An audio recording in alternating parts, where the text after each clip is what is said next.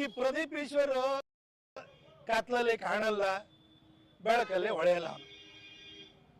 ಮತ್ತು ಇವತ್ತಿನ ರಾಜಕೀಯ ಕಾಲಘಟ್ಟ ಹೇಗಿದೆ ಅಂತ ಹೇಳಿದ್ರೆ, ದೇವರಾಜ ಅರಸವರು, ನಿಜಲಿಂಗಪ್ಪನವರು, ವೀರೇಂದ್ರ ಪಾಟೀಲ್ರು, ರಾಮಕೃಷ್ಣ ಹೆಗಡೆಯವರು ಆ ಕಾಲದಲ್ಲಿ ಸಭ್ಯತೆ, ಸೌಜನ್ಯ, ಪರಸ್ಪರ ಗೌರವಗಳಿಂದ ರಾಜಕೀಯ ವಿರೋಧಿಗಳು ಕೂಡ ನಡ್ಕೊಳ್ತಾ ಇದ್ರು. ಆದರೆ ಆ ಕಾಲಘಟ್ಟ ಹೋಗಿ ಇವತ್ತು ನೀಚ ಮಟ್ಟಕ್ಕೆ ಇಳಿದು ವೈಯಕ್ತಿಕ ನಿಂದನೆ ಮಾಡುವಂತಹ ಸನ್ನಿವೇಶದಲ್ಲಿ ನಾವೆಲ್ಲ ಇದ್ದೀವಿ.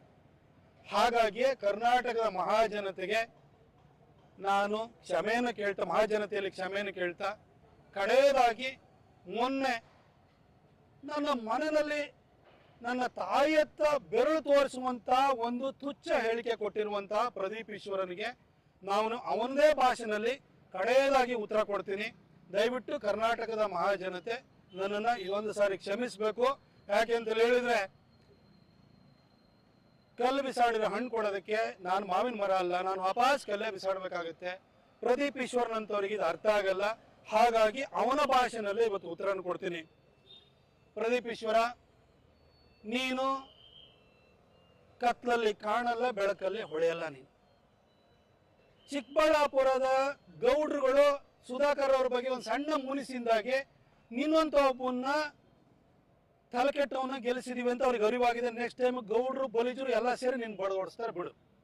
ಆದ್ರೆ ನೀನು ಮೊನ್ನೆ ನನಗೆ ಹೇಳಿಕೆ, ನನ್ನ ಬಗ್ಗೆ, ನನ್ನ ತಾಯಿ ಬಗ್ಗೆ ದೃಷ್ಟಿಯಲ್ಲಿ ಇಟ್ಕೊಂಡು ನಿಂದನಾತ್ಮಕವಾಗಿ ಹೇಳಿಕೆ ಕೊಟ್ಟಿದ್ದಿಲ್ಲ. ಅದಕ್ಕೆ ನಿಂದೇ ಭಾಷೆಯಲ್ಲಿ ಉತ್ತರ ಕೊಡ್ತೀನಿ ನೋಡು. ಪ್ರದೀಪ್ ಈಶ್ವರ,